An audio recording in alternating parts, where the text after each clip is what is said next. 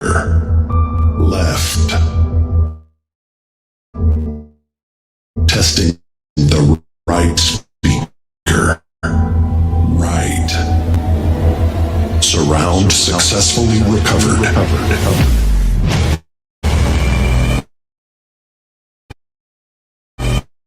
Ladies and gentlemen, give it up for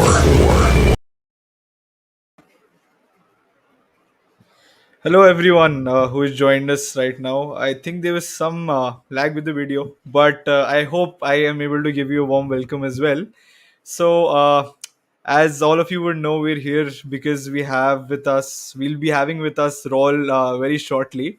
So, I hope we are all excited and I hope to see all of that in the comments. Raoul will be able to read all of it. So, please share in whatever you like about the video, whatever you like about the session, about the webinar.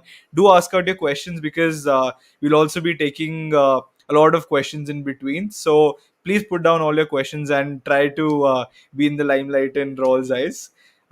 So before we start, I would like to introduce all the people we have with us today, and it's a big panel. We will have a lot of people, a lot of distinguished people we have today. Will be asking Raul a lot of questions. So first of all, I'll be introducing the host for today, and I know I've known him for a long time now. He was a mentor when I was trying to start up, and he has been a mentor for me for a long time. I remember first meeting him. He was at a hotel, and we was everyone was networking around, and he was reading a book. So it was really interesting when we first met, and our relation has only gone deeper as well. So without taking a lot of time, I would like to introduce to you the host for today, Mr. Sai Poorna. Hello, Thank Sai. you, How are you? Karthik. I'm very good, very good. And you?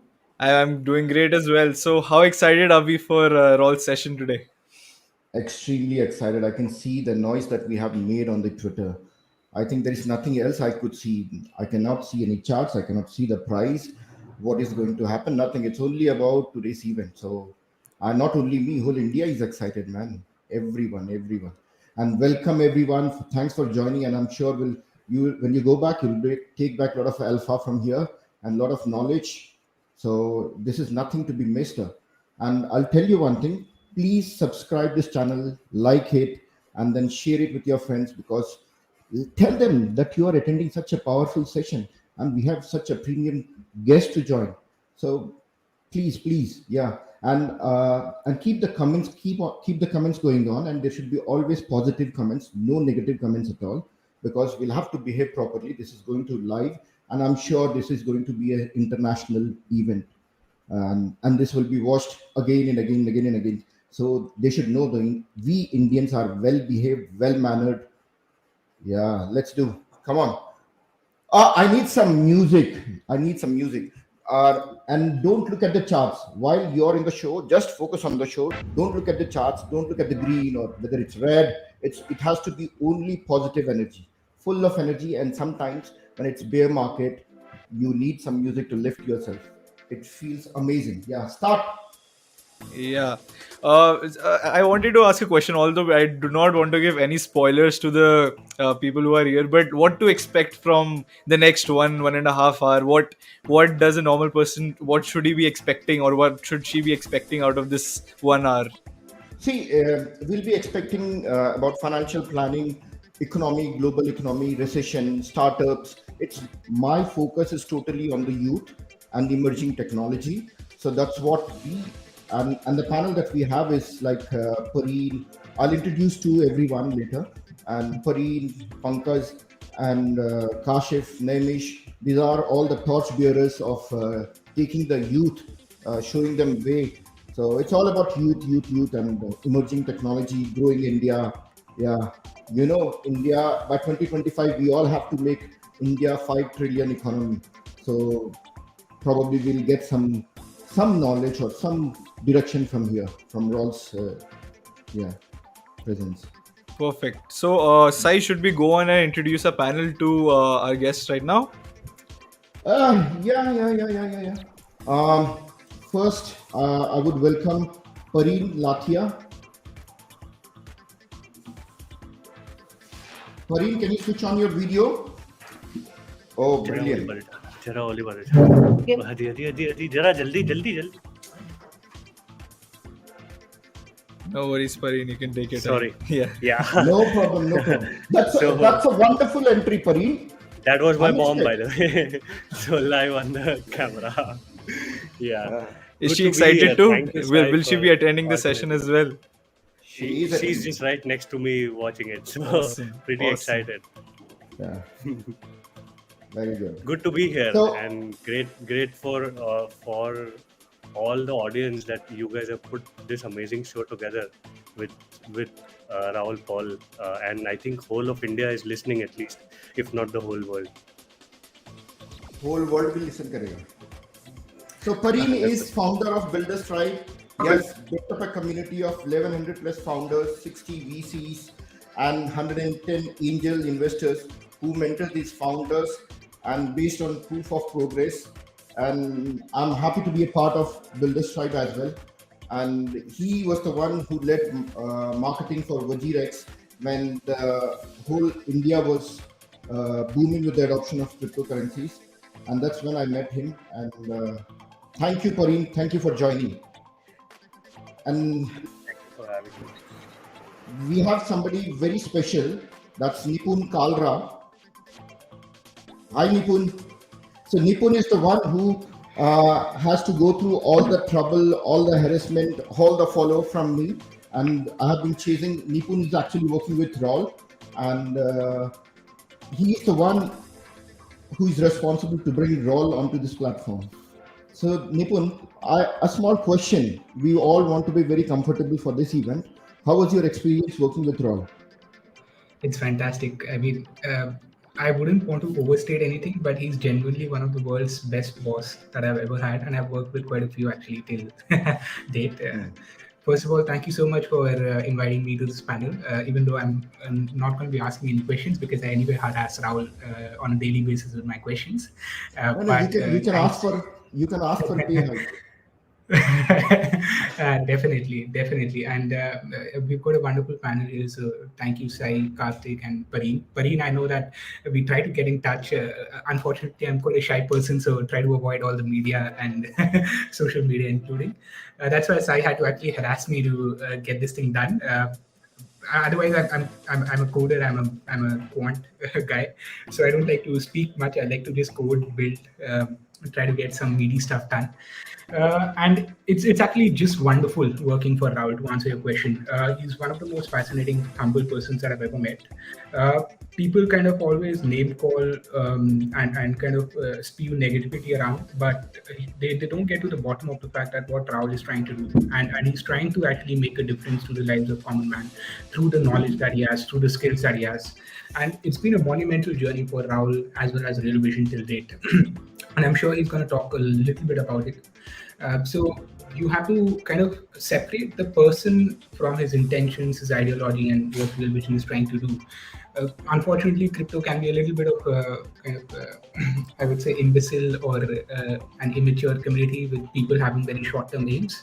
But we should all try to kind of grow this community together, foster positivity around optimism, and not being biased here, but it's actually wonderful to work for Raoul and Real Vision.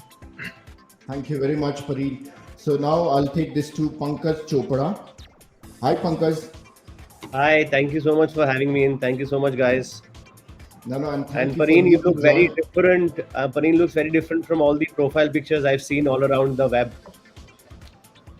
Yeah, I know that's pretty old. By the way, good evening to your mother as well, Pareen. My greetings to her. That's the picture, old picture. This is the fresh picture. Yeah. Picture of youth. Picture This is of bear an entrepreneur. बाल पे हाथ मत Yeah, लगाओ. मैंने आज shampoo that's किया है. That's the bull market profile, and then this is a bear market Pareen in real life. But good evening to your mother as well, Pareen. So Pankaj is a founder at Hypersonic Ventures and managing partner in India Accelerator. And India Accelerator has selected 130 companies for acceleration and recognized by Startup India to be the best accelerator in India. So we should expect some 10, 20 unicorns from India Accelerator in next 2, 3 months or 2, 3 years. Absolutely, absolutely. So we're already looking at one right now. So I should not reveal the name right away, but in the next 24 months, definitely yes. Okay, brilliant. So do we have the other guests also here or not yet? Okay, so let's wait till they join. And Karthik, can we start off with our music, the music that brings in energy? Yeah, not really a DJ, but I'll give it a go.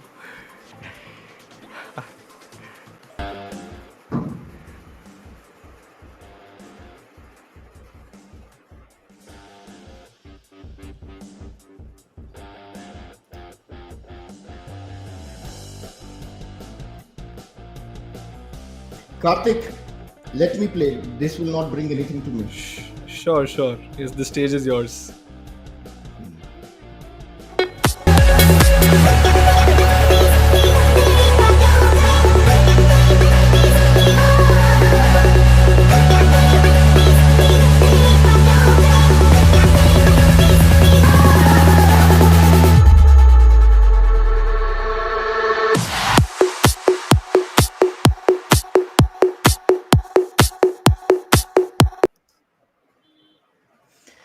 Daya, can you show us the cafe now a little bit? Can you take us around? Daya, are you listening?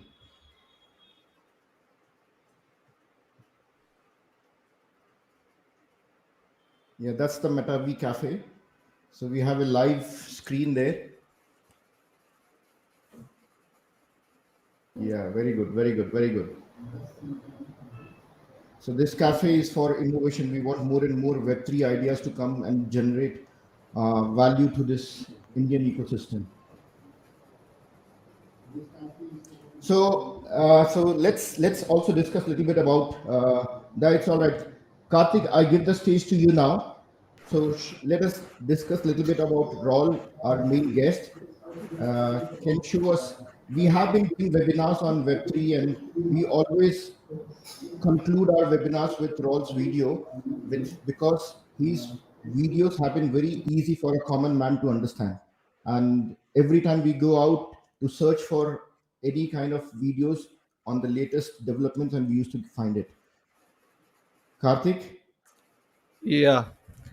So, yeah, I just wanted to ask a lot of you about that question. Like, what was your first, when did you discover Raul and what he's doing? I will go with you first side. Like, when was your breakout moment when you started to understand what he wanted to tell the world? It happened like, I was struggling with financial planning. It was like I found it to be very difficult for me to understand finance, and with a lot of charts. And I'm not from an economic background, but gradually looking at Rolls' real vision, a lot of videos, then finally I could get what he's trying to explain, because he was always very simple for anybody to understand. And that's how it helped me. And then while I was doing my webinars, so every time I searched for Rolls videos, and there used to be on every latest topic, there were some videos, latest updates, small reels, all those things keep on helping me. And recently I was watching Balaji's interview. I could not able to watch completely because Karthik keeps on disturbing because of this event. But after this event, I'm going to give 2 hours, 2.5 hours of time to listen to what the two biggest brains are discussing, smart people are discussing. Yeah, that's how it started with me. And then I think we can show Rolls video also. If you don't have, I can share it. Sure, sure, sure. Go ahead with that. ये सारा काम तो मुझसे कराता है. I guess you have the better Raoul, collection of the his CEO videos than and me. co-founder of Real Vision. I'm here in the Cayman Islands representing myself as Raoul, CEO and co-founder of Global Macro Investor, my research business. The CEO and co-founder of Real Vision. I'm here in the Cayman Islands representing myself as Raoul, CEO and co-founder of Global Macro Investor, my research business. But actually it's more than that. I'm here to go on a personal journey with you. This whole 2 weeks of content, as you saw from the introduction video, is really important to me. I think it's the single most important topic that I could ever help anybody with. Sure, I can help people investing, trying to make more money, but the reality is there's something more basic. Why do we invest? We invest for a reason, which is to give ourselves the chances of a better future. That's what it's all about. Saving for retirement or for a different life. You see, I've been passionate about this story of demographics and the effects that it's had on everything that we understand to be the financial markets, and the potential effects as that demographic wave of baby boomers starts when they're getting too close to Yeah. So anything else, Karthik, you want to ask? Nipun, do you want to ask anything? No, I'll just share how I discovered Raoul actually in the first place. So Yeah. back in 2014, I remember reading about him on Business Insider, and the thing that it said was that don't go into hedge fund business. And back then I was wanting to be or aspiring to be a hedge fund manager, and he said that the alpha has dried up. The management is quite a task now. So make sure that you have an income stream and then you invest on the side. But hedge fund has become a very tough business to get into nowadays, or have one of your own. And I've been following his research since then. Been a Real Vision kind of fan, subscriber since 2017-18. The reason being that I was always a TradFi guy, so used to do quant trading. And I did not have access to the hedge fund managers who were seated out of West or basically London. So getting a gateway into their minds was just fascinating for me as a Real Vision subscriber or as a member.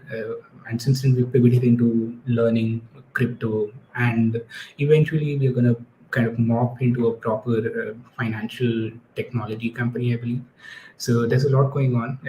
We've only seen kind of a sneak peek into what Real Vision has done so far, but the future is ahead of us, and then it's a fascinating one, I would say.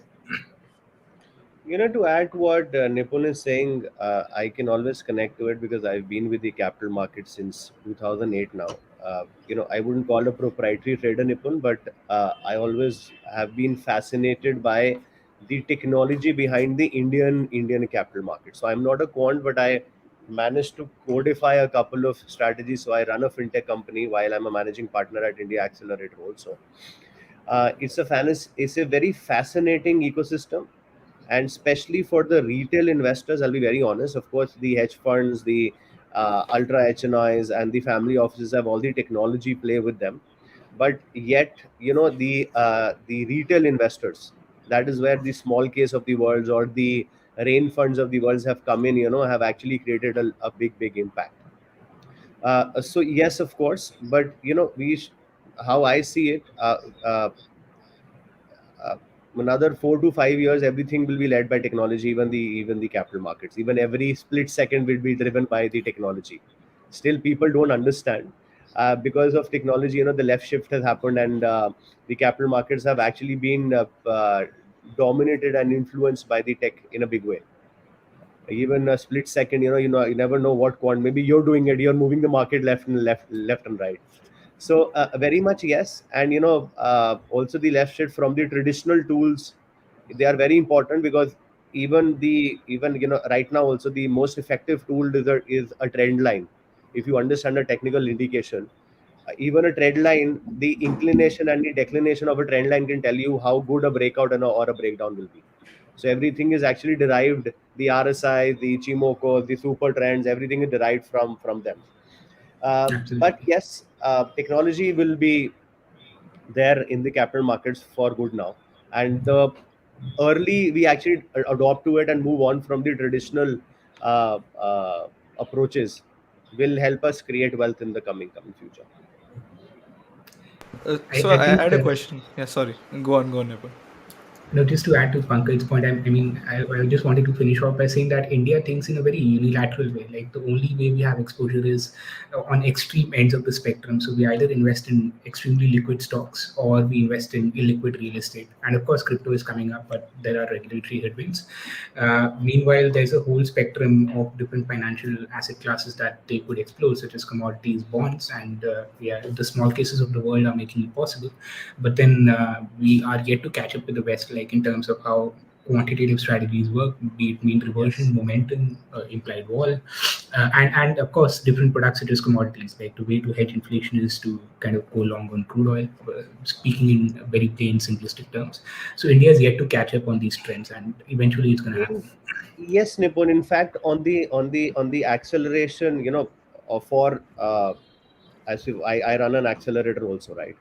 So at India Accelerator, we still it's very difficult for people to convince that a startup is also an investment product.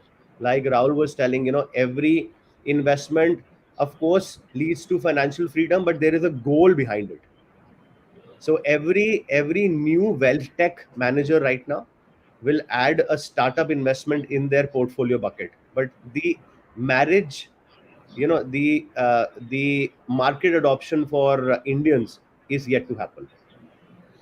Absolutely, yeah, absolutely. Karthik, you were asking something. Sorry, yaar, we interrupted. Yeah, The no, capital no. I think market is a actually, passion. We can go on the entire Yeah, night. I yeah. think my Really sorry for question that. was actually answered. I was actually asking how far behind are we are in India, from that in the West, and how things are going in the West in terms of investment, in terms of how things are. So I think that was answered partially by Nipun. I would want to know from you as well, Pankaj, like how far do you think we are as a country in that sense? See, I don't know far, but for FIIs also, Indian market has been a pure heaven for a long, long time. Of course, our liquidity is driven by the FIIs all around, right? Yeah, So, of course, there are, Sequoia will call it crypto winters, funding, and then this is the winter correction in the crypto world. See, so this is just temporary. You will have to create your own methods to it. So I was talking to somebody who actually does a lot of crypto trading. So I yet have to learn the art. Maybe Nippon, yeah, I can connect with Nippon. Pareen, of course, I look at Pareen as he's doing a wonderful job in terms of building up startups, right? So for a long time, Pareen, I did not know it is builder strive or builder strive. Once I got into the shoes of the Meta and the Web3, I then got to know that builder एक ही है, but then that is how you pronounce it, right? So That's the fantastic. differentiate. In fact, it's right. It's right. It's an accelerator for the Web3 world, and he's doing a fantastic job in getting the brilliant of minds together. Grant the DAOs. I yet have to understand the entire thing. So this is the recent vertical which we've added at India Accelerator. We've got different industry vertical from a health tech to an agri tech to a fintech. So Hypersonic is the new Web3 accelerator which we've actually incepted, because Web3 is here and is not going anywhere right now. Very So good. to your answer, Karthik, India, the next number of years, I do not know, is the next superpower. And everybody has their ears and eyes on us in terms of funding, the best of the minds, the best of the quality startups, the best of the products coming out. In fact, UPI is one of our best products, which is actually replicated in a couple of other countries. yeah, So we should be very, very proud of it. So we have Naimish here. Naimish is founder of CoinCrunch. He got into the space in 2017. Uh, Hi Naimish. Hi You guys. always look fresh. That's because I like. I mean, I mean, before joining, I always wash my face, right? So, very good. sorry, I was late. I had the time zone wrong on my side, and then I realized, oh my god, this is happening. Where am I? Oh, very good. So why is this chat section, comment section silent? Keep posting your comments, good comments, nice comments, encouraging comments. and very soon I think the countdown has begun. So we are waiting for Raul to join. So be prepared, be active, be focused. Don't look at the charts, don't look at the market, don't look at Nimish, only look at me, don't look at Karthik. Yeah. So look at the focus should be on the screen. That's it. Yeah. So we also have Kashif Bhai here. He's the founder of Bitning and Web3 Ki Dunya, and he's joined at the very right time. Hi, Kashif Bhai. Yeah, hi, how are you? Hi, Karthik, Sai, Pareen, Nipun, Pankaj, Namish. Hi, hello, good evening. How are you? So really excited and looking forward for this show. I mean, the Raul Paul. I mean, he's a celeb. He's a big name, and I think it's like uh, I've been waiting for this moment. And Sai, thank you very much for pulling this off. I don't know how you were able to do this. I need to learn this art. This is really important. In fact, I tried to approach couple of people in the West, but I was not able to do that. I think kudos to you for pulling this off. These are very important moments in the history of crypto. You know what? Because on Indian media, if you are able to pull these guys, I mean, this will set a altogether a different narrative. Because most of the time we're talking to each other, but if we have somebody from West, that will be a Okay, amazing, by the amazing. way, Raul is already here. So the All right. countdown has already begun. So, Karthik, Perfect. So I guess just give me a second.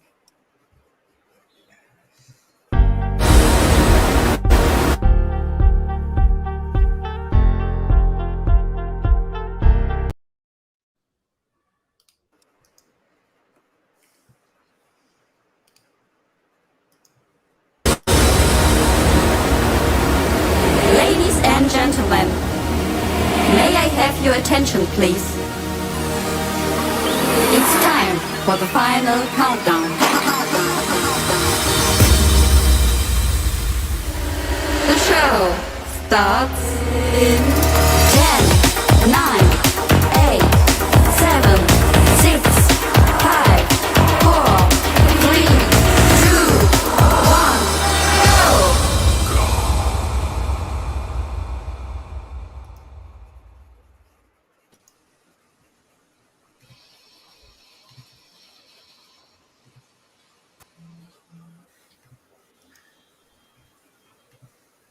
hello, Raul. Hey, great to be here. Same here. We are all excited. We have been waiting for you to show your face to the Indian audience after a very long, long time. I have been waiting for this for 2 years continuously. I spoke to you before, but it was all in my dreams. But this is the first, yeah, honestly. And this is the first time I'm speaking to you live. Oh my God. Thank you very much taking out time. And I should thank your whole Real Vision team, everyone, Nipun. Oh my God. I've been chasing them and they have been taking all my pressure, all my force. And then finally you're here. Oh, it's So how great does to it be feel? here. I'm really pleased. How does it feel? I'm sorry? How do you feel interacting with Indians? You Well, have Indian roots. I know yeah, you I'm have half Indian Indian roots here. myself. I spend a lot of time in India. I lived in Calcutta when I was a kid. So Yeah. it's coming home to Oh. me. Oh, lovely, lovely, lovely. So, Raul, I don't want to waste time. I know we have only 1 hour of time and we want to make the best use of it. And I have got the best panels to ask you a lot of questions. And we'll be starting it with basic finance, global economy, recession, and then a little bit about startups. And also we'll come to Web3. That's the most important thing that the world needs to know. And the India needs to know, actually. The Indian youth, actually, they have been waiting for. And, I'll have to acknowledge this. We have got immense, because we got very short period of time and we got immense amount of support from the whole community, and it was like, otherwise it was very, very difficult for me to pull this out with streaming, whether it's promotion, whether it's tagging to roll on Twitter every day and Real Vision. But it happened, and I'm sure this has been streaming on Facebook, this has been streaming on YouTube. Whole Indian audience is watching this show, and let's make it with a lot of alpha and a lot of value. And one question that I want to ask is, how did you get this idea about Real Vision, to start Real Vision? What made you think of this? So I had been at the epicenter of the financial system, was at Goldman Sachs, the prestigious investment bank, and I was a salesman dealing with the world's most famous hedge funds and institutions and asset managers, but mainly the hedge funds. Then I went to run a hedge fund myself, a big hedge fund in London. And then I decided to opt out of the rat race and move to the Mediterranean coast of Spain to get my quality of life back. And I write a research service called Global Macro Investor. I've been writing for 17 or so years, which is a very kind of institutional, kind of expensive, prestigious research service.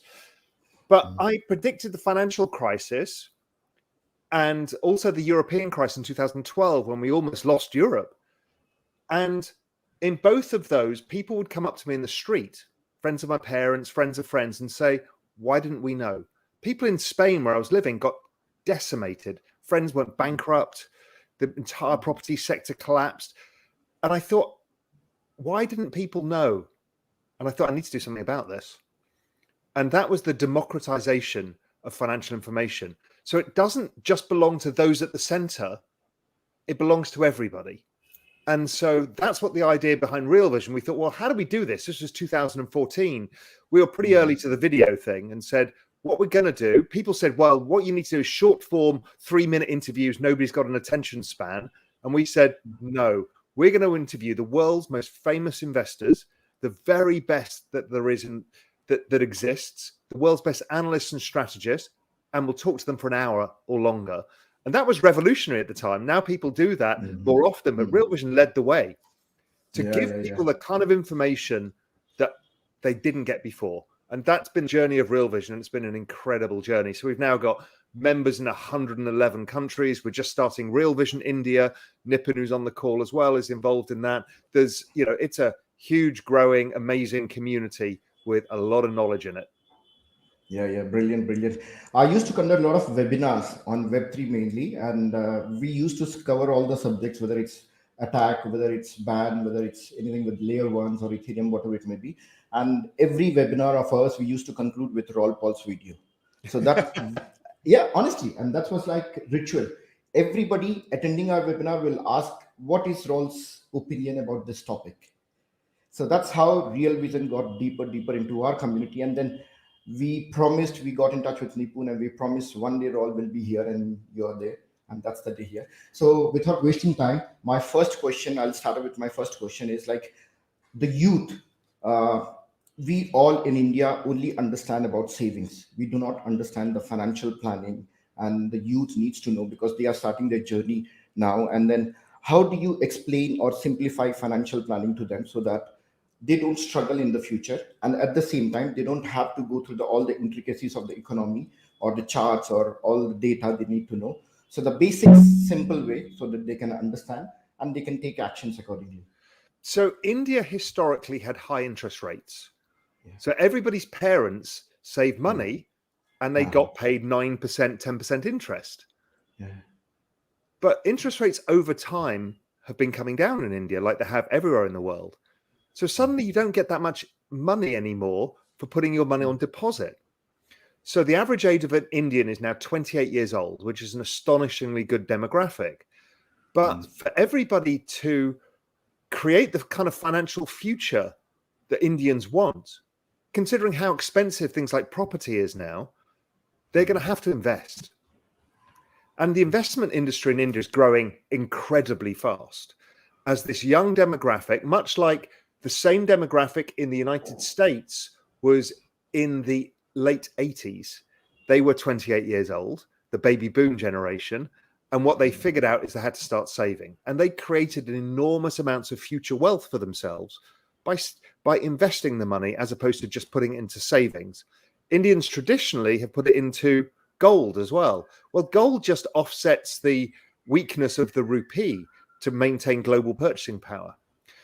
But for people to start investing, they need to think of simple things like dollar cost averaging. I mean, the Indian stock market has been going up relentlessly for 2 decades.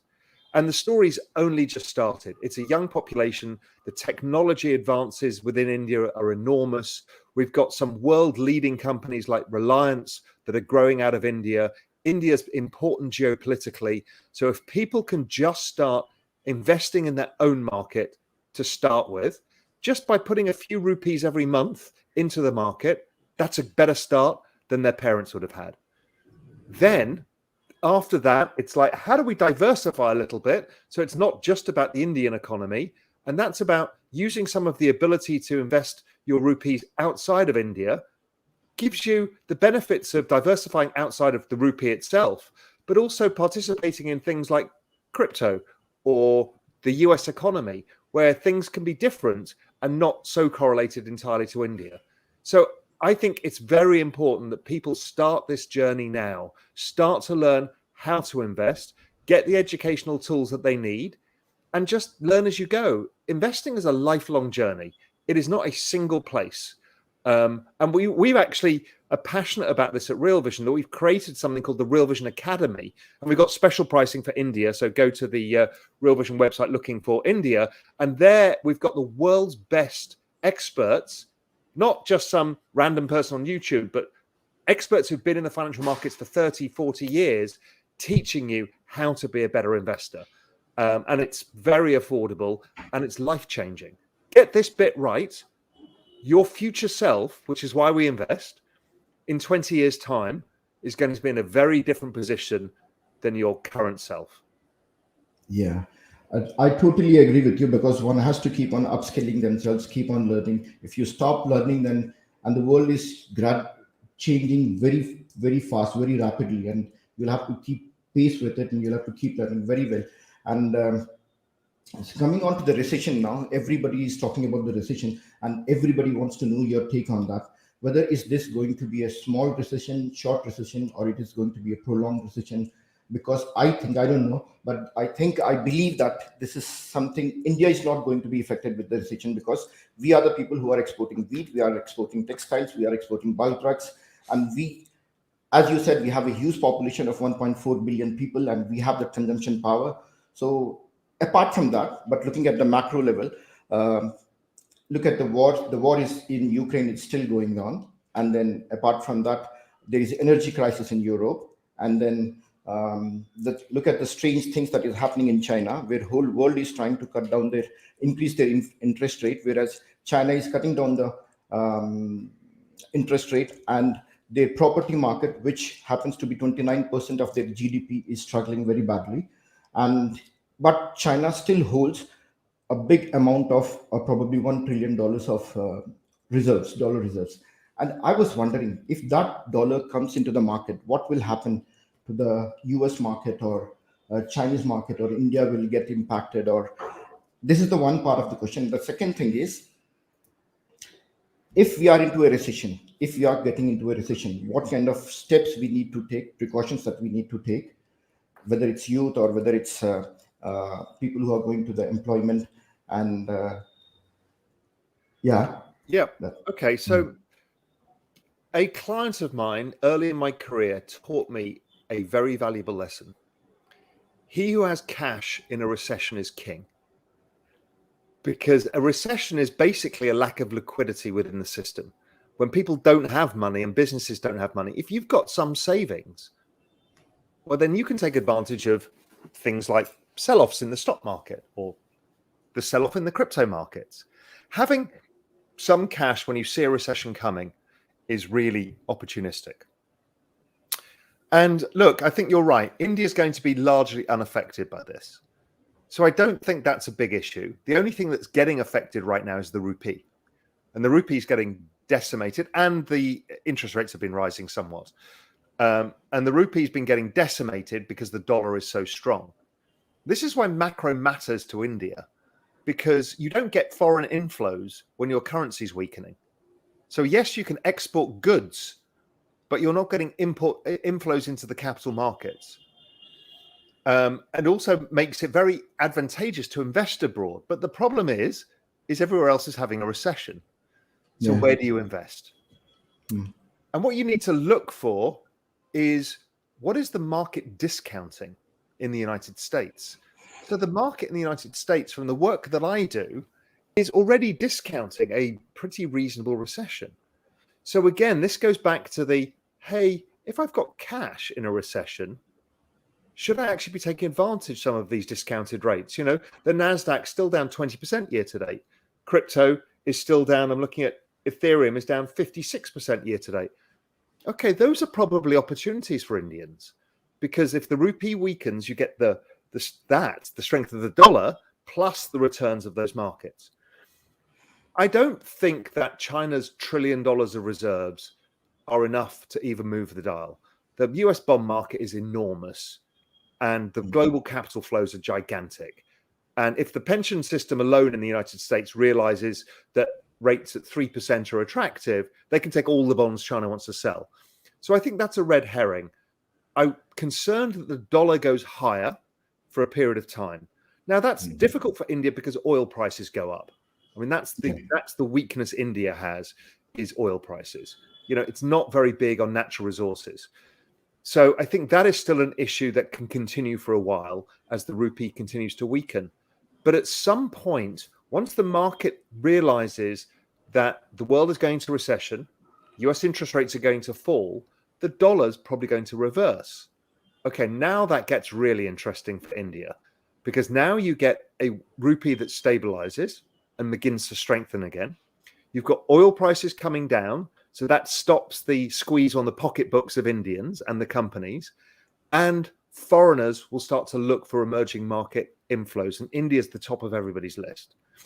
So it's kind of setting up for a very interesting few years for the Indian markets and the Indian economy. We have to get through this period of uncertainty. But that's what I think is setting up here. I'm incredibly bullish India, but I've been waiting for this dynamic of the dollar to stop going up, which we're not quite there yet. For global interest rates to start falling a bit, we're not quite there yet. And then I think we've got a great story. Yeah, lovely. And that's something that we can learn from the what is going through the US market and the Chinese market? Is there anything that we can take back to learn, and then how such huge big economies, the largest economies of the world, are struggling through this phase and slowing down? So is there anything that India should learn or can take away from? Yes, that debt is not the answer to growth. So both China, the US, and Europe and Japan fueled a 2-decade boom or 3-decade boom driven by debt. So anybody can look rich by borrowing money and buying stuff, but you don't own it. You have to pay it back. And this huge amount of debt is a drag on these global economies. India doesn't have that. It doesn't have it at government level. It doesn't have it at international level. It doesn't have it at household level. If they can avoid that one trap, which is excessive leverage, you can have some debt. That's okay. You want to buy a house, stuff like that. That's okay. You want to start a business. That's fine. But don't use debt to hide the lack of growth by faking growth, because then you're going to create exactly the same dynamic that China's created, the US has created, Europe's created, the UK's created. So that's the big lesson for India for me. Okay, wonderful. So now everybody knows that Indians have registered their position in 500 Fortune companies. Yeah. So what is that India is lacking to take this economy to $5 trillion economy, which our Prime Minister is visioning for? It is going to happen. We're already seeing the reverse brain drain. Indians run half of the US and the half of the UK. But many are coming back because the opportunity in India is actually becoming larger. So what you need is a champion, a global champion company first, which I think is Reliance. Once they start truly realizing their potential. Once you've got a global champion, people start paying attention and people start copying it. We're seeing the rise of entrepreneurship in India. It's a huge movement. The fintech movement, the unlocking, from UPI, Aadhaar, all of this stuff, India Stack, has created something really, really powerful within India. That's why so many VC firms are coming there. So I think we're still early. We've just gone through the pandemic, then the boom, then the bust on the other side of it. Once we come through to more stability, my guess is, again, being an entrepreneur in India is going to create incredible outcomes for the future. And it doesn't require Western firms to do it. It just requires Indians to build amazing companies, which I think they're doing. Okay, lovely. So, Raoul, if I keep on asking questions, so it will keep on going. We have a beautiful panel here. So, I would like to bring in Pankaj Chopra. He's an Indian accelerator. So, Pankaj, you can ask your question and yeah. Definitely. Hi, Raoul. Good evening. Good morning. evening. Thank you so much for taking your time. Wonderful insights. In fact, the best I could pick up is don't use debt to fake growth. Wonderful. I'm going to use it. Seriously. Seriously. So, quickly, so I run I'm a managing partner. I run the India's best startup accelerator. India Accelerator is a company. So, in India Accelerator, we have got another vertical called Hypersonic Ventures, all about Web3. So, I'm myself a capital market guy, understand capital markets, run a fintech company also. So, quickly, in the interest of time. So, I call Web3 all about codes and codified trust decentralized DAOs, wallets, exchanges, you name it, and we have it. So, the world in 2030 or maybe earlier, the power is now getting shifted from nations, cities, communities to individuals. What is your view on this? I think the move towards internet communities that are coalesce around commonality of mission and purpose, whether that's a cryptocurrency like Bitcoin, which has this very kind of digital sovereign state element to it, or whether it's around a Web3 community or an NFT community, I think is the most powerful business model unlock that we've seen since the start of the internet. And it might even be bigger than that. Because what you're doing is, if you think of the model of Facebook, Facebook is a network effects business. It's a community business, but the incentives are split. So we all as users of Facebook, WhatsApp, Instagram get the features of the product, but we don't participate in the network, i.e. we don't make any money from it. Yeah, we can build businesses on it, which is why it's a very valuable network. The shareholders took all of the value. Now, Web3 puts essentially the network users and the network owners as the same people, because you own a part of the token. That is incredibly powerful as an incentive system. So if you go back to Facebook, imagine when Facebook started, they gave shares to everybody who used it. Yes. What would you do? You would go and tell everybody, because the more people who use it, the better it is, because there's a bigger, deeper community, and the more valuable it becomes. That is the power of Web3. So it's going to hypercharge businesses and see acceleration of businesses on a scale we've never seen before. We've already seen some of the fastest growing startups in all history coming out of Web3, whether it's Binance. Binance went to 2,500 people. This is not a manufacturing business. It went to 2,500 people in 2 years from launch. I mean, it's staggering the speed that these companies are growing. Even Yuga Labs and the Bored Ape Yacht Club community, that whole thing was the fastest accumulation of wealth in any company in history. It went from zero to about $7 or $8 billion in a year. It's incredible. Absolutely. So, do I have time for another quick question, Sai? Yeah. Go on. No problem. Wonderful. Thank you. So, Raoul, you've covered almost everything in terms of the opportunity which is yet to come in India and globally, of course. So, this decade, as we have seen at the start of it, will be one of the greater crisis and opportunity than any other we have experienced in our lifetime. A quick question is, have we missed the opportunity, or we can expect more to come? As you're an accelerator, you're seeing the rise in entrepreneurship in India. Absolutely. And it's only getting bigger, and there's only sucking more people. And once people see their friends doing it, coming out of IIT or whatever, they're starting a business, they want to start a business, and you kick off this virtual circle. don't forget, India, not long ago, 10 years ago, you wanted to be working for a big company. It was prestigious. That was the old Indian way, right? The bureaucratic work for a big company, that's the right thing.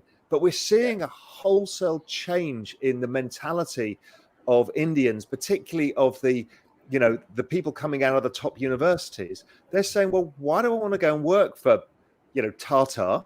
Why don't I, or Infosys? Why don't I start my own business? That's a I game. agree. I agree. So for us, the pandemic was more of an opportunity which came out of a crisis. We added the largest number of startups, largest numbers of investors, largest numbers of mentors. The speed were actually a hypersonic speed for us in the pandemic.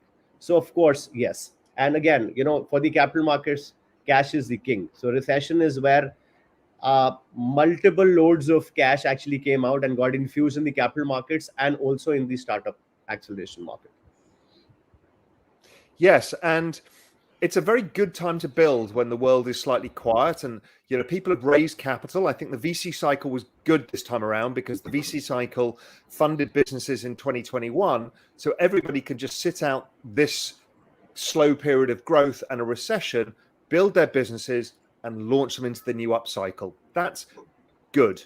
I think that's unlike 2000, where most of these businesses were funded in 96, 97, and they kind of launched products in 2000 and the market collapsed on them. So I'm actually very, very constructive. And crypto raised globally something like 60 billion in the last 18 months. So all the crypto companies have got cash and they can just not worry about the fact that crypto prices are down, and they can just build their businesses ready for the next up phase, which is really, really good.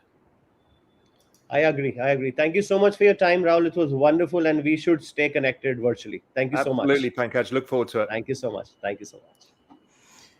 Thank you very much, Raul, and thank you, Pankaj. So, Raul, we have got three more panel in our panel. So, I'll introduce to all the rest of the panels here. So, I'll bring in. We have Kashif Raja. He's the founder of Bitning, and also he runs a channel called Web3 Ki Dunya, where he makes all the Web3 complications very simple and easy for Indian people. And then we have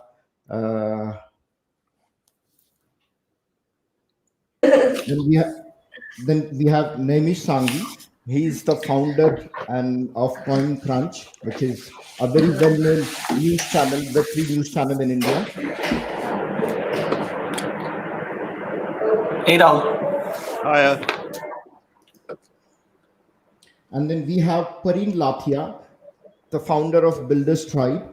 And these three are the torchbearer of the crypto industry in India. So they have been joining us for this panel. And anybody free to ask your questions to Raul.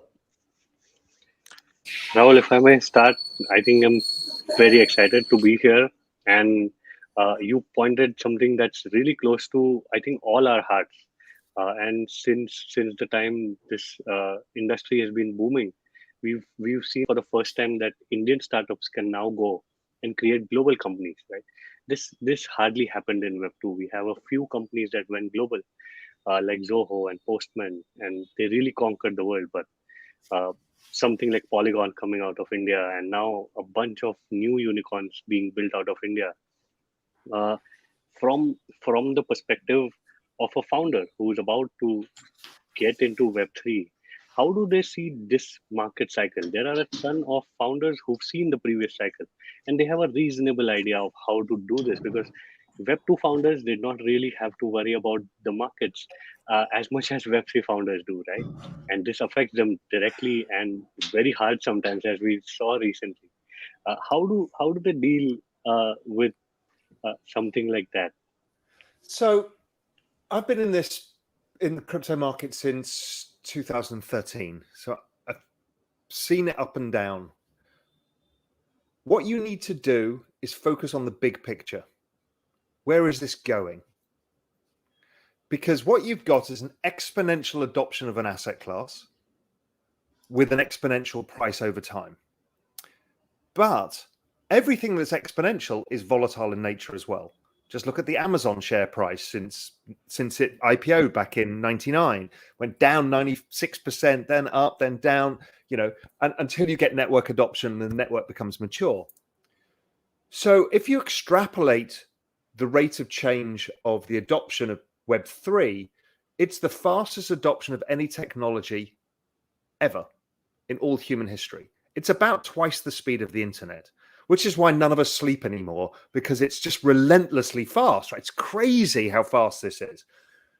So to extrapolate out the 300 million global users now, assuming that network adoption rates slow down over time, because you can't, the earlier phase is the most exponential, we still get to 3 billion users in like 5 years.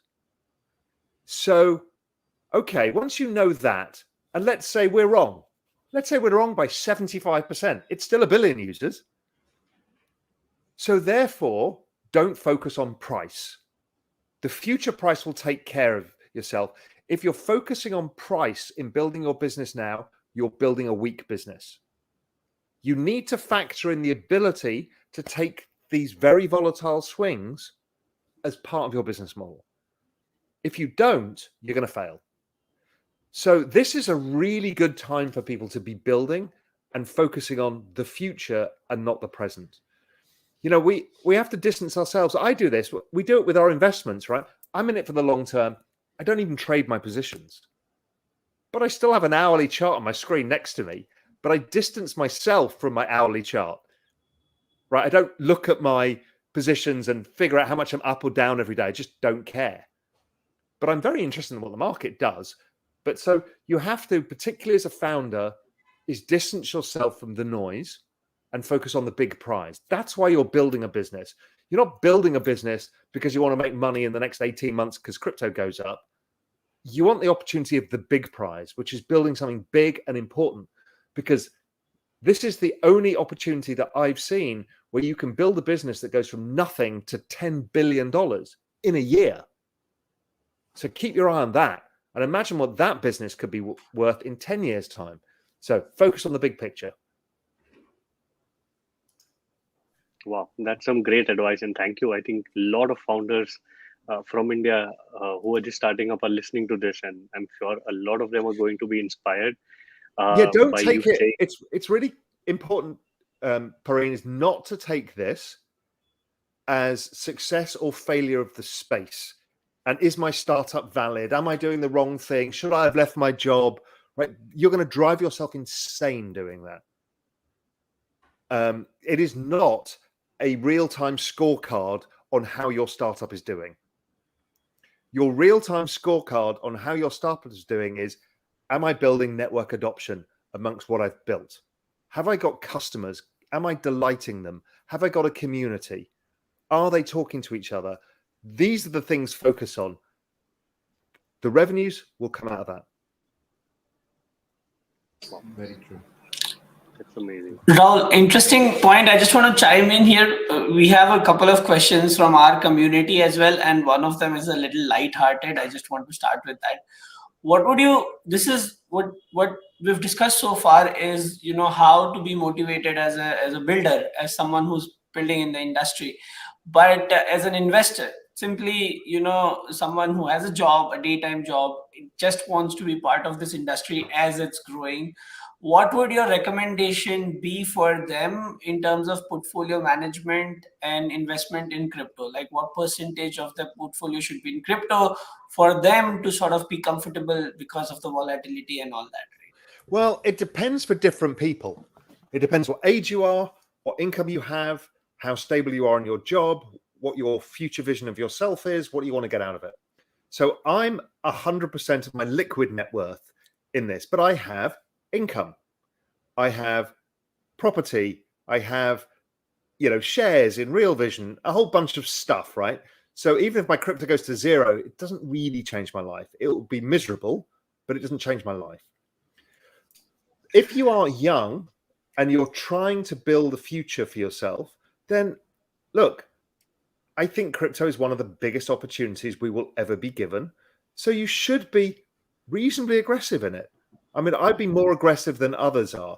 So if you've got an investment portfolio and you're young, I'd suggest if you're dollar cost averaging in, you're not trading it, you just want to build wealth in this asset class that grows over time, then being, 20, 25% of your savings or investments in crypto is fine. You can have some in the Indian stock market, some in bonds, some in diversified global stuff, and you're pretty much going to set up for great success. Now, if you're 60 years old, I wouldn't say the same thing, because it's an element of risk and time horizon. Crypto's a long time horizon because we're talking about 10 years here, where we think the big bulk of the returns is going to come in 10 years. So that doesn't really help somebody who's 60 years old, because what they're thinking about is my retirement. So in which case I would have a different discussion with them and say, sure, have some of it because it's great, because it'll offset, the rupee, it'll offset other things. So maybe you can think about 5%. So even if it falls 50% again from here, what are you going to lose? 2.5% of your portfolio? Nobody cares. Right. But if it goes up 20x or something, well, okay, that becomes a lot of money. And every crypto cycle, it goes up 20x, 10x, 30x, 100x. So, think of it in those terms. Right. Absolutely. Thanks, Raoul. No problem. Hi, Raoul. Kashyap this side. So, first of all, it's a fanboy moment for me. I've seen so many videos of yours and learned so many things, especially from the macroeconomic perspective. And a question from my community to you is, since you have an amazing understanding of the macroeconomics, crypto and the traditional traditional markets are quite correlated, and we have seen it. Every time when we see why the market is down, the financial market is down, the stock market is down, the S&P 500 is down. Why these two markets are highly correlated? My first question. Second, what do you see in future, 5 years, 10 years, or what will be the time frame that you are seeing then when the crypto market will have a zero correlation with the traditional markets? Okay, so this is something that most people misunderstand. There is zero correlation between the equity market and the crypto market over a larger period of time. Put up the chart of Bitcoin and put it against the S&P 500, the Sensex, anything over 5 years, 10 years, right? There's zero correlation. One is exponential and the other is not. So what you're picking up is the periods when crypto and traditional assets are overwhelmed by the macro, which is to the earlier part of your question. So what is happening on a macro level that is affecting all asset prices in the shorter term? Liquidity is coming out. So what's that saying is the central banks are pulling money out of the markets. So obviously asset prices fall. So we are seeing that moment. It's like we saw it in March 2020 when everything fell, including crypto at the same time. But then crypto massively decoupled. Sure, the NASDAQ went up and the Sensex went up, but crypto exploded. So the correlation is only in the shorter term. The other thing is there is more correlation with the growth end of the technology market. And the growth end of the technology market, because it doesn't have cash flows, is driven by inflation growth expectations. So as inflation rises, it gets marked down because your future cash flow is worth less. So once we return to a more normal point where inflation is more stable, that disappears as a factor. So then everything gets judged on its own merits. So there are periods in time when macro matters more than everything else. Macro is how the world economy works. It's how money comes in and out. And crypto's not separate. People in the crypto market thought they were some amazing unicorn that never gets affected by global macro until they got hit by global macro hard. And they're like, oh yeah, it does all matter. I need to understand how currencies work and how money works and how liquidity works and what central banks do, because it matters. But over time, there's no correlation. Thank you, Raoul. Raw, yeah, Kashif, carry on. One last question, or I just wanted to have his perspective. We recently saw this OFC sanctions on Tornado Cash, and we all know about this event. And as we are quite bullish about this industry, but we also seeing that regulations is also evolving, especially the latest event that has happened in terms of Tornado Cash, and people are now debating about its impact on Ethereum moving to POS, and then the effect on the validators, since most of the validators are regulated entities as well. What is Raoul Paul's intake on the future, and especially about the present event that happened in relation to Tornado Cash? I've explained for a long time in videos that there is a fight that has to happen. The regulators want to stamp down on everything. We're seeing this in India, right? Trying to find a way of regulating. The community wants zero regulation. And the fight is going to be where you meet in the middle. If you truly want mass adoption, you have to accept regulation. If not, you are a dark market on the side that you will be shut out of. Now, so I think regulation net is a good thing, but it's going to be a fight to make sure regulation is not heavy-handed, right? There is a real problem with DeFi regulation, is the world works on KYC AML regulations. The problem is with DeFi is you can't KYC and AML. Now, they're not just going to say, oh no, fine, forget about it, guys. They're just not going to do that. So we have to accept that this is going to be a compromise with the broader financial system. And it's our job to make sure that it comes on our side of the line and not on their side of the line. And it's going to be exhausting. There's going to be a lot of lawsuits. There's going to be a lot of people having to speak to politicians. There's going to be a lot of education. But we also are going to have to realize we're not going to get it all our own way. And I don't mind that. That's okay. Because if, on the other hand, we get broadly decentralized, trustless networks to transfer value globally on a level playing field with limited cost, that's a bloody big prize. We can't expect to live in a physical nation state and also to live in these digital sovereign states and expect that the state that we live in, where we drive on their roads and use their street lights and their infrastructure and their healthcare, we can't expect them to say, oh, don't worry about it, guys. You just have all your money elsewhere. It's just never going to happen. Now, you can either leave or you have to accept that you're going to have to give some of your share to the state and you're going to have to abide by some of their regulations. But there is global arbitrage in terms of where you live and what you want to do. I live in the Cayman Islands. There's no direct taxes in the Cayman Islands. There is on import duty and other stuff. It's everything is a trade-off. I just want to sort of chime in here and in continuation to the subject. Today and for a lot of days in the past, the Reserve Bank of India, the Central Bank of India, has been the primary, the institution that is against cryptocurrency in India, right? And one of the reasons is it's that crypto is bad for emerging economies because it is represented in dollar value. And that sort of indirectly affects the native currencies of these countries, right? So their argument is that it's dollarized, and hence it is not good for the financial stability of an emerging economy. What would you say to that argument? I mean, it's right? Because basically it's capital flight. You get your ability to take your money out.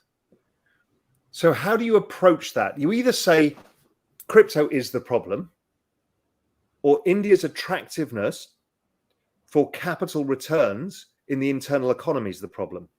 Now, from what our conversation here we're having is, hey, listen, with the Web3 builders, the tech builders, the fintech builders, maybe having your money in rupee parts of the economy, you're going to generate great returns. In which case, it doesn't become a problem. It's only weak economies worry about capital flight. The dollarization of the world is actually an issue. It's actually an issue for everybody. But that's the world that we live in. Now, it depends what ends up happening. Maybe it's a transition where eventually things get priced in ETH or Bitcoin or whatever it may be, and that becomes a currency in its own right and not dollar denominated per se. I don't know, but I get it. It is an issue. It is an issue. You know, that's why India has the ability only to invest $250,000 abroad, right? Because you just can't have the capital flight of the wealthy Indians taking all their money out because the rupee collapses. It's the same with China. It's the same with a lot of economies. But the answer to that is make investment in India more attractive. And you do that. And India is a horrific bureaucratic nightmare to deal with. So you might be able to be a startup, but God, it's awful for everybody else to deal with. And so, you know, and the corruption is still so bad. It's such an issue. Once we solve those things in India, capital will run freely. So, you know, I think we'll get there, but it's just going to take time. I truly want this video to be circulated throughout India. So Raoul, looking at the cryptos and looking at India, how can we uplift the lower section of the society through cryptos? Is that possible? Probably that can ease the government's problems or their hesitation to accept cryptos probably. Yeah, so India's done something unique versus most other economies, and UPI and Aadhaar were really amazing in bringing people in, right? So everybody has a bank account, and UPI means instant free transfer payments, right? Most countries don't have that. You know, people talk about emerging markets, they should use crypto because it's free. India's already got that. So you've already got a leg up. However, if you are in a village in Bihar, you don't participate in the Indian economy. You don't, you know, open a brokerage account with an exchange and try and buy equities. You don't have the money to do it. But crypto, you can do that because you can buy a small fraction. You can put a few rupees in a month and you can do it all from your mobile phone. And again, India's mobile phone network is one of the best in the world and one of the cheapest in the world. So the advantages India has is the electronic banking system that is state of the art, and the fact that everybody now has a bank account, and the fact that mobile penetration is so big in India. So therefore, it is not that difficult for people to open an application, open a brokerage account, because now KYC, AML within India is so fast because of Aadhaar, that makes it easy too. So we can do that and people can start saving. So they can participate. You can be in a village in Bihar and you can be participating in the new digital technology that is driving the future wealth of India. Now, that's amazing, because before you had to sell just fruit and vegetables or whatever you were doing to create your income. This is different because they couldn't buy stocks. They just couldn't do it. They didn't have enough money. They didn't have enough net worth. Nobody would take them as a customer. Okay, this changes that. Yeah, so the more and more education and awareness is required in India. Yes, and you know, if you could just get some of these people to allocate what they would put into gold into some cryptocurrency, just some of that, they will do well. Because don't forget, gold has been the traditional savings vehicle for rural India.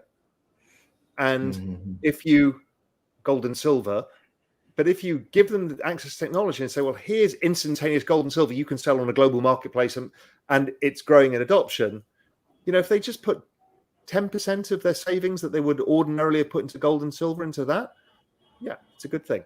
You know, let's see, maybe some dowries will start including crypto because, you know, it's an investment for the future. Oh, great.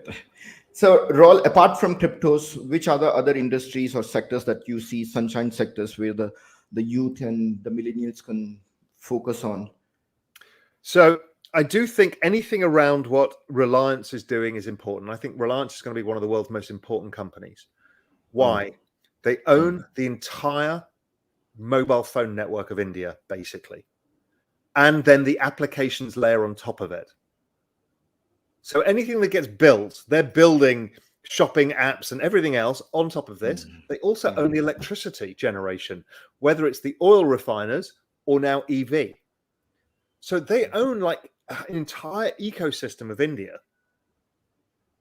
So that whole area is very interesting. Green technology, because India cannot remain reliant on oil. I don't know where India is going to get to with nuclear power, but it has to get there. So that becomes interesting. All of the technology layer in India, because of the UPI payments rails, the internet, the mobile phone, all of this is only going to go exponential over time because the average age is 28. So invest in what stuff 28-year-olds want and 30-year-olds want and 33-year-olds want. See the trends in that, the consumer adoption of technology, and invest in that.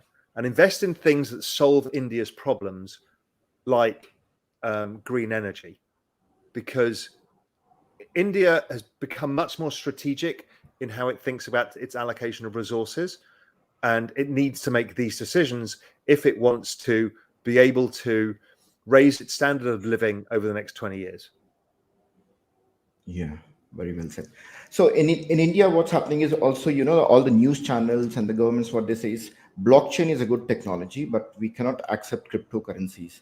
So they say we will adopt blockchain as a technology. They understand that it's a very powerful technology, but they cannot accept cryptocurrency. How far do you think is it possible for them to only just confine to blockchain, not to cryptocurrencies?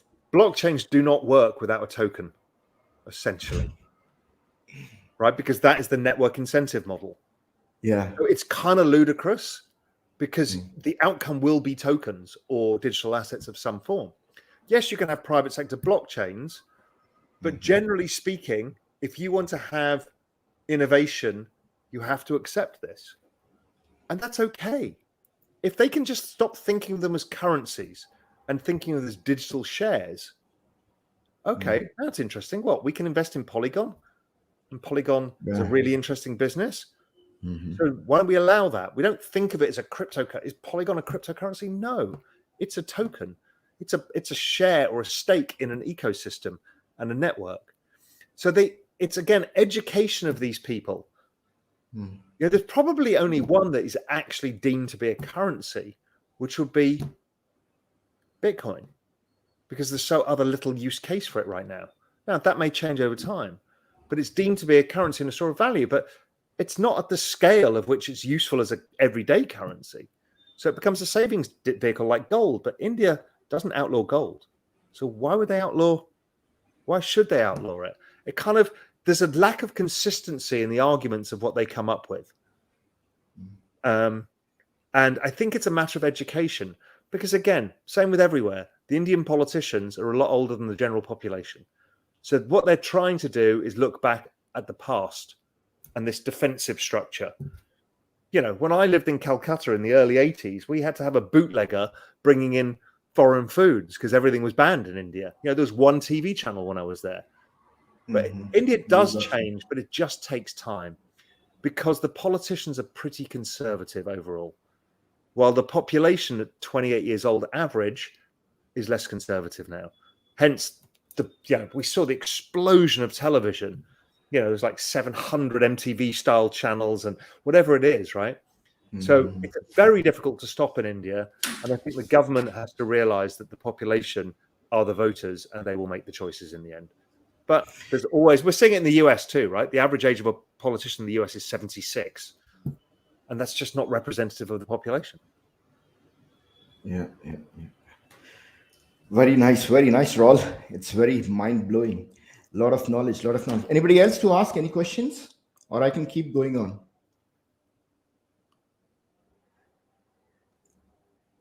You're on mute, Karthik. Okay. We cannot hear you, Karthik. We can't hear you. Is it okay now? Got it. Yeah. Thanks. So I wanted to ask a question more on a personal and a lighter note. So I was a student till last month and I just started working. This has been my first month working. So I wanted to ask if any learnings you wanted to share from your initial years in investment, because so I got my first salary and my first thought was where to invest it, how to put it in the right places, and how to start that culture of investing from now, from today itself. So any learnings you want to share from your initial days, or how I can go about Yeah, investing my you money need at to the right find places? what suits you, what Okay. gets you excited, where your mind drifts to. Because if not, people tell you how to invest in certain ways or in what to invest. That if it doesn't suit you, if it doesn't speak to you. So if it's Web3, then learn about it. Look at the charts, understand how the market works. What should I be doing? What is my long-term strategy here? Because I don't want to be a trader. Sure, you can put a small amount of money on the side for trading and learning that, but you want to be an investor because you've just started your career and you want to save some of this money that somebody's giving you now, which is nice.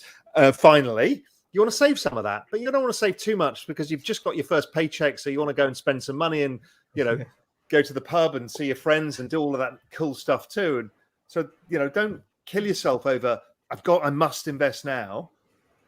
Enjoy your life too, but just start planning. Okay, what is it that interests me? If it is Web3, okay, what is my strategy to invest? What is my time horizon here? What are my goals? What am I trying to achieve? Once you do that, you can be much more focused on what you do. Because if not, you'll find everybody's got an opinion. Your dad will have an opinion, your uncle will have an opinion, your friends will have an opinion, the YouTube channel you watch will have an opinion. Everybody's got an opinion. The most important thing is to have your own opinion. And that requires some homework and learning. And then you'll eventually start, these clouds kind of disappear, and you start to see the world through your own eyes, with your framework and your time horizon. And once that happens, magic can happen. But it takes a bit of time, and it's fun doing it as well. And you will get it wrong. You will feel like an idiot most of the time. But everybody in financial markets feels like an idiot most of the time Any anyway. mistakes you did when you were young, like anyone you can remember of? No. So we want to know if Raoul is human too, right? The point being is we all make mistakes. The process of financial markets is making mistakes, right? Nobody gets things right all the time. In fact, most people barely get more than 50% right. It's how you manage risk that makes the difference. So I've made so many mistakes, so many things. The time I really, really screwed it up was when I did something I didn't understand because somebody told me it was a good idea. And that was back in, I was just starting to work for the hedge fund, and I'd been a salesman beforehand, and now I was running a big book. And this very important salesman from Morgan Stanley was calling up my boss, like, you got to do this trade in the semiconductors. And it's this, I'm a macro guy. I know nothing about semiconductors, really. And he's like, you've got to do this, the spread between the semiconductors and the NASDAQ and blah, blah, blah. This was in the bust in 2000. And it was kind of a short bias trade. And I just wanted to feel like I was the guy, the new guy. I wanted to show that, I could do a big trade and all of this. So I did a trade on the basis of this guy's recommendation. Didn't know what I was doing. The entire thing blew up on me, and I lost for the fund, I don't know, $1.5 million in one day. And it was an instant lesson is every time you start listening to somebody about the new trade idea and you don't really understand it, you should never do it. Keep it simple, stupid is always the answer. Wow, great. Thanks a Yeah. lot. That's Thank some you. really valuable lessons for me. Thank you, Thanks a Karthik. lot. Raw, we have got only 2-3 minutes. I don't want to pull this out, or else we can take it longer, as long as you want. So we just want to conclude with a rapid fire round, Go if for that's it. okay with you. Bitcoin or gold? Bitcoin. Okay. NFT or metaverse? NFT is a gateway to the metaverse. So I'll go for NFT. Okay. So utility token or native token? Utility token. Okay, lovely. So now the last question is, this session has been wonderful, no doubt about it, but still we want to know your inputs in rapid fire. How do you rate this, or how do you say this event has been? Superb or fantastic, or both? Super fantastic. No, but the quality of people that you've had here is amazing. The questions have been great, and so I think it's fabulous. Because I've done a few events in India, and a lot of them were kind of trading style stuff, and it was a lot of people getting rich quick. This is really thoughtful, getting people to understand how to empower themselves. It's really important what you're doing. Yeah, thank you very much. And we, as a community from India, what can we do for you or Real Vision? We are always open for it, and we want you to come back. We want you to come back again and again, enrich us, help us, motivate us. Listen, you have come to our platform at the stage, at the time when everywhere it's only red, no green. So the only thing green here is Raoul Paul Real Vision on my screen. So everybody's motivated now. Everybody's motivated. We are, and then we are going to be building Real Vision India, and Nippon is working on this. We already have pricing for India for the subscription-based part, but the first thing to do is just go to our YouTube channel and subscribe to it. Okay. Because you're going to get the kind of education you're getting from here, which will balance with the kind of education side that you're giving and others are giving, and it's going to help give that broad picture. So just go to the YouTube channel. It's free. And hit the subscribe button there and start your journey of understanding how the big picture fits into what you're doing. And then watch out, we're going to start having some events in India. We're going to start building a Discord in India, and we're going to have some specific Indian programming as well. So, but go to the YouTube channel first. Whether we launch a separate YouTube channel for India, not sure yet. Nippon and the team are working on that. Okay, lovely. So that's very nice. We are absolutely on time, and we'll keep in touch and hope to see you soon again. And any last comments or anything for the youth of India? Or no, just be excited. I know it always feels frustrating in India. You know, it's like the regulation, the bureaucracy, all of the things. But you guys are in a very special place in time. You've got the right demographic. You've got low debts. You've got the right geopolitical positioning. You've got enormous change going on within the economy itself. This is your opportunity. This is going to be the decade or 2 decades of India. Seize it.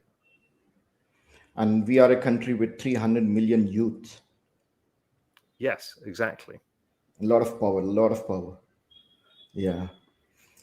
Very good. Thank you very much, Raoul. Thanks for your time, and hope to see you soon again. And absolutely. I look forward to it. Yeah. Thanks for coming. Okay. Great to see you all. Thanks so much. Thank you very much. Take care. Look after yourself. Yeah, and you. Bye-bye. Bye-bye. Bye. Oh my God.